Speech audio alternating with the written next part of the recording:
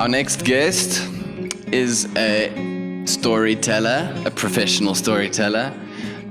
She tells traditional African stories, and she does that to audiences around South Africa. But today she's telling a personal story, and it comes from the realization that sometimes your heroes might not be what they seem. So join me in welcoming Baeletsi Tsatsi. Hi, everyone. So I come from a big family. My mother has 5 siblings, and they all have children. And some of their children also have children. So every December, one of my uncles would come to where we used to stay to come and collect us to go and spend Christmas at my grandmother's village. As soon as the schools closed, our parents would call, "Come and get the children." And he would arrive in an old red bakkie. My cousins and I would all pile up in the back, and we would make the journey to my grandmother's place. And to make the journey short, because it was really bumpy and rough, we would tell stories, we would make jokes, and we would play games. Now, as soon as our parents finally managed to get leave from work, they would arrive at my grandmother's village. And if you stood outside my grandmother's village and look into the yard, you would see people. My nieces and nephews running around half naked, my mom and her siblings dancing on the veranda, my cousins and I engaged in a game of Monopoly. And you would see love and you would see joy. But this is not all that you would see. If you really took a closer look, you would see something that my family has managed to maintain for years and years without fail, and that is silence. Now, this does not make me very popular in my family, because I stayed with my grandmother until I was 4 years old. We would wake up in the morning, would do our chores, and my grandmother would pull out the mattress once we were done, would sit on the veranda, would look out at the main road, and she would teach me proverbs. Now, this one day, my grandmother and I was sitting on the mattress, and she was teaching me proverbs, when a woman from the village came in through the gate. She greeted my grandmother and I, and just from her tone, I could tell that something was not okay. After the greetings were done, she told my grandmother that her grandchildren were starving, and she had nothing. "Oh, I'm so sorry," my grandmother said. "I too have nothing." See, in those times, children were not supposed to sit in the presence of adults, but I sat there quietly trying to get the story. And as soon as my grandmother told this woman, "Oh, sorry, I too don't have nothing," I jumped up and said, "Well, I saw you earlier putting money in one of your drawers." Oh, my grandmother gave me a look, and the woman gave me a smile. This forced my grandmother to go into the drawer that I had seen her earlier putting the money into, take the money, and give it to the woman. The woman never paid my grandmother back, and I got into trouble. I should have kept silent. Now, the first time I remember my own mother keeping silent was when I was about 8 years old. My cousin had just bought a car. He drove up to my mother's house to come and get my mother and I to go and visit my aunt and show her the new car. My cousin sat in front with my mom. I had the back seat all to myself. I opened the window, hoping that my friends would see me in a new car and that the wind will hit my face. We arrived at my aunt's place, and with excitement, I jumped out of the car. I slammed the door, and 1 foot into the yard, my cousin shouted, "Hey, don't you dare slam my door like that. Your father does not have a car." I stopped, and I looked at my mother, hoping that she would say something, that she would tell my cousin not to speak to me like that. But she said nothing. She kept silent. I stayed waiting for her to say something until I finally gave up, put 1 foot in front of the other, and made it into the yard and into the house. When my mother and my cousin finally caught up, my aunt asked me, "Why are you so sad?" Again, I looked at my mother, hoping for her to say something, but still nothing. Silence. When I was in high school, most of my cousins were already in Joburg, and they were working or somewhere in university. Every few months, they would all pile up into the car, come back home to Kurman to come and visit us. Or we would spend these days just like we did when we were making our way to my grandmother's place, telling stories, playing games, and laughing together. On one such weekend, my cousins had come from Joburg, and we were all hanging out, braaiing, laughing, telling stories, and playing games.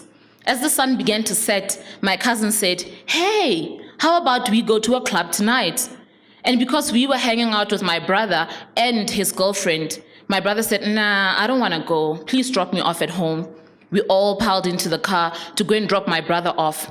When we got to his place, my cousins opened the windows, they blast the music, and just like my mom and her siblings used to do on my grandmother's veranda, they began to dance.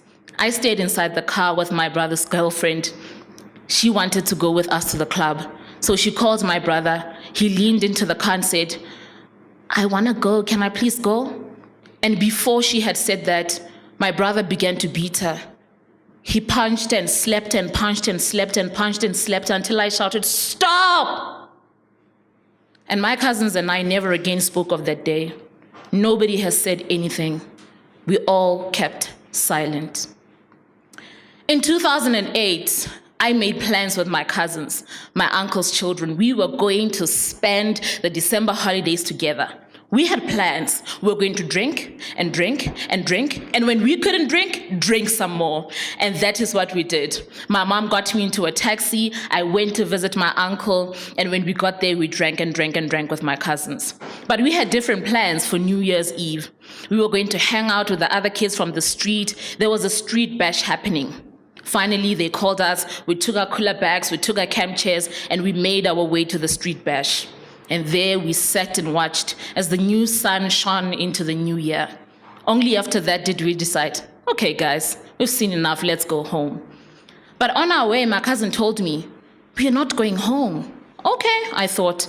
And I went with her, her boyfriend, and her boyfriend's friend.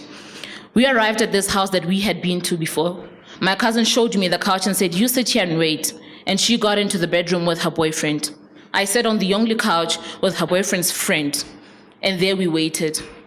A few seconds after we had sat down, this guy made out to kiss me. No, I said. And he backed up. Sorry, he said. But a few seconds after that, he tried to kiss me again. So I stood up, I knocked on the door, and my cousin shouted, wait! I went again to sit on the couch, and this guy again tried to kiss me. I stood up, knocked on the door. Wait! My cousin shouted, more impatient than before. Again, I sat on the couch, and this time not only did this guy try to kiss me, he tried to unbuckle my belt. I stood up again. I knocked on the door. Come on, let's go home, I shouted to my cousin. And this time, she was giggling. Wait! I sat down. And this time when the guy tried to kiss me, I thought, let me kiss him to appease him, and maybe he wouldn't try to unbuckle my belt. But he was relentless. So again, I stood up, I knocked on the door. And this time, my cousin's boyfriend was also giggling. Wait! And then I knew I had to sit on that couch and fight this guy off. Many minutes later, my cousin and her boyfriend emerged from the room with a look of victory, and we finally made our way home. When I got home and made to sleep, it hit me what had happened. So I stood up and said to my cousin, he was going to rape me. This guy was going to rape me. Shh, my cousin said, you're going to wake up the parents. But I couldn't stop. He was going to rape me. He wanted to rape me. He was going to rape me. I went on and on and on. My cousin fell asleep. And finally, I too cried myself to sleep. When we woke up later that day, my cousin and I didn't say anything. Just like our parents, we too kept silent. 3 years ago, I went to visit my uncle who was recovering from cancer. I was in the kitchen cooking when a boy of about my cousin's age knocked on the door. My cousin was watching TV, so I thought the boy had come for him. But no, he asked for my uncle. So I went and asked my uncle, there's somebody for you here. He came, stood on the other side of the kitchen door, and the boy outside. They spoke in hushed tones. And when I realized that the conversation was not about to end, I switched off the stove and went to watch TV with my cousin. About an hour after that, my uncle made his way back to the bedroom. The boy left, and my aunt came out of the bedroom. Almost apologizing, she said, that is your uncle's son. How? That makes him my cousin.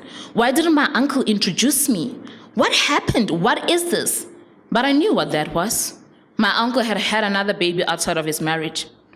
When we finally had supper, I waited for my uncle to say something, to say, hey, that is your other cousin. But no, he said nothing. and kept silent. Now, last year, I went to watch the Tupac movie. And a few minutes into the movie, Tupac gets into an argument with his mother.